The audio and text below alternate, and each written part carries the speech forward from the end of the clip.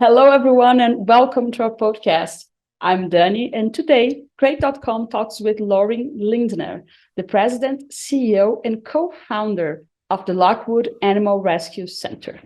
If you haven't heard of it yet, the LARC rescues and provides sanctuary for wolves, wolf dogs, and other animals while offering a therapeutic environment for combat veterans suffering from trauma. This is very unique, guys. I got to say this. And before we begin, remember, if you're new here, press subscribe on YouTube or in your podcast app, because today we're going to learn about how those two things can get along so well and produce wonderful results. Hi, Lauren, and welcome to our podcast. And thank you for having me.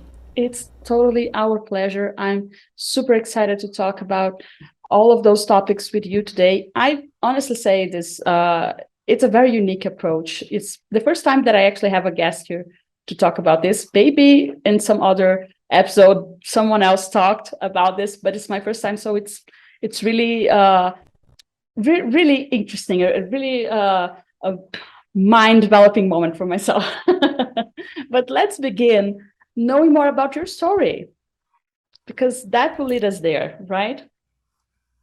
That will certainly lead us there because my commitment started from the day I got licensed and I was walking home from work and there was a homeless veteran standing in the alleyway from my office and he approached me and said, he didn't want a dollar or some, coins to help him get a meal. He wanted to talk. He couldn't believe that he was a veteran who had returned from service and was living on the streets. And I couldn't believe it either. And after that conversation with this man, I went home and contacted every one of my legislators and the media, the news people, everyone I could, and said, what are we doing with homeless veterans living on the streets? And they put me in touch with a combat veteran who felt the same way as I do. And we together formed a program to help homeless veterans. And it's one of the largest programs, and it still exists today. This was 25 years ago. But we put together this program, and we opened up a 150-bed housing unit for veterans, and we've gone on from there. While I was there and I was running this program, I had parrots that I rescued. And I brought these parrots to my office because I didn't want to leave them alone all day because they were screaming and bothering my neighbors. And I did them alone anyway because, it hurt my heart to do that. So here's the birds sitting in my office, and the veterans are talking more to the birds than to me. And I'm thinking, what is going on here? Something's happening. Something's happening emotionally and therapeutically that I didn't realize until I saw the interactions with these veterans. And I was running group therapy with these veterans sitting around in a circle with their arms folded and like, yeah, I'm going to talk to you, lady, for 45 minutes. And then what? I'm going to bare my soul to you. And what's that going to do for me? These were tough guys. They didn't want to talk about their feelings and what happened to them on the battlefield. But they talked to the parrots. And the parrots talked back. These were the first talking animals that could actually interact with the veterans. Hello, I love you. It was remarkable to see the transformation in these tough Navy SEALs and Army Rangers and Marines. And there they were, cuddling a little parrot. Hi, I love you too. I mean, come on. If that wasn't therapy, so there you have it. That's what got me started. Well, this is an incredible story, I've got to say. And I lived with a parrot for a quite long time. My grandmother had one, and I can see that happening. I think it kept her company for such a long time, and it really is powerful, the bond that you create with an animal. So you ran into something really remarkable, and I'm glad that you were sensible enough to notice the power that was being created in there. This is just what we need right now, I think. More people that look at those possibilities. And how did that led you to creating the center, the rescue center at Lockwood? Because, you moved from parrots to wolves. How did that happen? Right, right. People always wonder, like, how do these two things intersect? But the fact is, it's very similar in a lot of ways because both parrots and wolves are wild animals. Parrots may have a couple of generations of having been bred in this in our country, but not the kind of domestication that you see with tens of thousands of years with dogs and cats and so forth. So they're not domesticated. They're still wild animals if you just peel away a couple of generations of being bred. And many animals, many parrots are captured in the wild. Many of our grandparents did have parrots, and those parrots were captured in the wild. And they live so long, and they have so many different homes that they go from home to home because many of our grandkids are not willing to take on the parrots. They don't want the burden of having a pet in the house. They want to travel. The new generations don't want to keep animals in little cages like little zoos in their homes. So as a result, these birds go from home to home to home, and there's a lot of trauma associated with that because when they're traumatized after being removed from living with someone for 40 years or longer, they start screaming, they start plucking their feathers, they start biting, and people get frustrated and they don't know what to do, and they try to find another home for them, and if they can't, they stick them in a cage and cover them with a blanket, and maybe they put them in the back room, or maybe they put them in the backyard or in the garage, and they live like that for decades, and it's very traumatizing to these amazingly intelligent and social creatures. And the interesting thing is that wolves have a very similar dynamic. People in this country, and maybe they are in Brazil as well, are taking wolves and breeding them with dogs. And there's this very popular now new fad, new trend of having a wolf dog as a pet, having a little piece of the wild in your home, just like having the bird in the cage is a little piece of the wild to make you feel connected to nature. But it's the most unnatural way of doing so because you're keeping a captive animal that wants to be free in captivity. And so both parrots and wolf dogs are very popular pets. Parrots are the number 3 most popular pet in this country. There are millions, tens of millions of them in homes. And wolf dogs are becoming a very popular pet as well. And both of them are not happy in home environments. Part of them is wild, part of them is, well, they want to connect with humans, but really it's just confusing and it's not fair to them. And most humans cannot give them the proper care for their entire lifetimes. So we started a sanctuary just like all the many other sanctuaries in this country for parrots and wolves, and we were full within days. People call me every single day to take their parrot or to take their wolf dog. Every day. I can't take him anymore. He's tearing up the house. I got a phone call today. I have this wolf dog. We were great for 6 months. Then I got a new job. And now I'm out of the house. When I come home, it's completely destroyed. So now I lock him in the bathroom. He destroyed my toilet, the ceramic toilet he pulled out of the socket. These animals are incredibly frustrated, incredibly traumatized by losing their connection to the wild, the connection with their human. It's very sad and it's very tragic. So we created this sanctuary for them. And unfortunately, even though we have lots of land, we don't have the funding to build more space, more enclosures. Our enclosures are not little enclosures.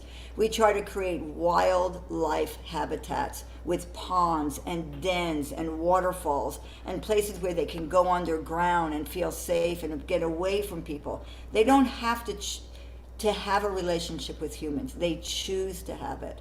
If one of our animals wants to relate to one of our veterans, then we find that perfect pairing and we allow them to work together because the veterans are also traumatized and they get each other. They actually get each other's trauma, and they can sit and be quiet and know that this is not a domestic dog, this is not a domestic parrot. They are Mhm. they have to choose the relationship that they want with you, and you have to give them time and patience and trust, and that's the foundation of how to heal from trauma, especially post-traumatic stress disorder, which we're finding is so common now in our returning combat veterans. Oh, absolutely. And you were describing in a situation with the animals first. That is, for me, it's just unbelievable. I keep thinking about the amount of distress that this dog wolf was under to destroy a toilet. He must have been, wow. The level of trauma is really astonishing. It's just so sad. And that makes me think in that how does the process happen from transition those animals to the sanctuary and getting the veterans to work? Because you said that the animals choose if they want to interact with the humans. How do you make those two traumatized beings get together? How does that happen?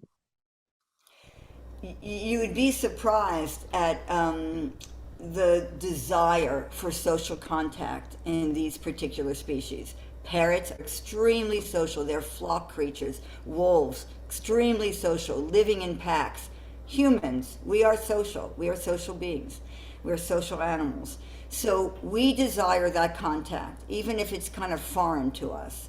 And so what happens is when an animal is traumatized, whether it's human or animal, other animal, we have to give them time.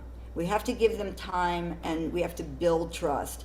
And the nature of our program is that our veterans go in, they feed the animals, they spend time just cleaning and sanitizing and providing proper nutrition and hygiene to the animals and to their enclosures.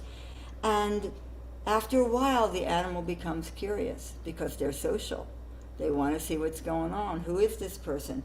And we train our veterans to never rush into a relationship. And guess what? With trauma, you don't rush into relationships. When you've been traumatized, the way our veterans have been and the way these animals have been, we tend to stay self-contained, isolated, socially distant. That's one of the ways we protect ourselves, because human beings are dangerous. We can be. We truly can be. And so we avoid. It's called social avoidance. And so that is one of the things that we try to treat when we treat post-traumatic stress.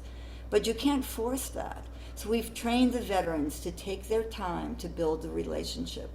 And that encourages trust and a feeling of self-confidence again, that I got this, I can develop a relationship again.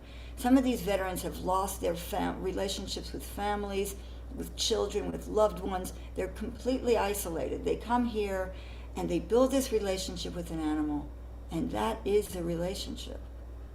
It's the start of a relationship that they will be able to take and rebuild with their loved ones, their families, their friends, their children, everyone. It's the start of learning how to build back the trust and confidence that's needed to have a relationship. There's no other way to have a relationship without that. That's the Absolutely. foundation. Absolutely. I couldn't agree more with you. And in that point, talking about the veterans, two things come to my mind. The first one is, how can veterans in need, or maybe the family members or friends that know someone that need this help, can get in touch with you to get the help they need? And which opportunities do you offer for those veterans? Excellent, thank you. And thank you for noticing, because that is the key, that we all need to be able to be aware and ask those kinds of questions. So First of all, please contact us if you know any veteran who is in need. We have resources. We can make referrals. We can provide assistance. The VA here, the Veterans Administration, has really grown a lot and is offering a great deal of resources and assistance programs.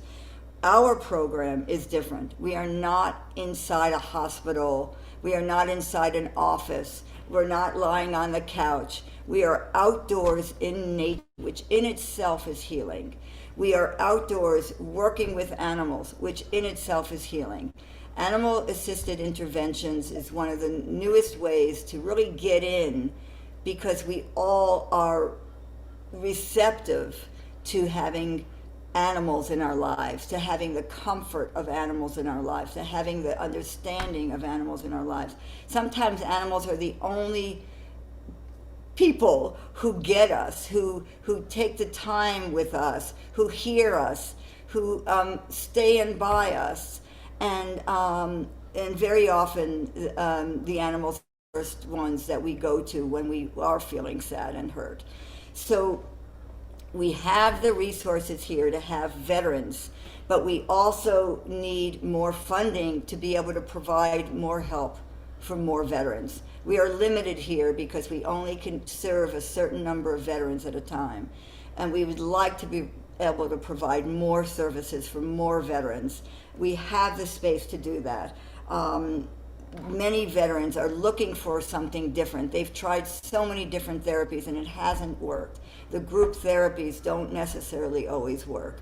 Sometimes people need something different, and this is something different. And we want to offer it to veterans. And I would like to make sure that our email address, our website is available, and I trust that you will do that. Yeah, it will. And touching on that, one of the best ways to actually help you is donation. Direct donation are the best way, is the best way to help you keep going. It's true. I mean, every sanctuary needs funding in order to stay sustainable, and we're no different in that regard. And I don't feel, selfish or embarrassed to ask, because I know what this funding is going towards. We have a platinum seal of transparency from the GuideStar Candide website or platform that looks at nonprofits and evaluates them, and we are at the top of the levels there. And so we are available. We are available for veterans to come and see what we're doing, for their families to see what we're doing, and we just need to keep us going. We need the funding to keep us going. We pay our veterans. We provide job training for our veterans. We have a veterinary tech assistance program where veterans can learn job skills that they can take and go on into animal related fields that are really well paying, so that they can bring their families back together and be able to support them, not to be living on the streets, with a minimum wage job that is largely unsustainable. Yeah, and this perspective is really important right now at the moment that they are. It's not just about going there and playing with animals, right? It's about healing and building up a sustainable life. And I'm just going to make a quick pause here to tell people you're going to find all this information about how to donate, how to get in touch with them on the description of this episode, on the article on our website. But I will tell you that their website is lockwood.org.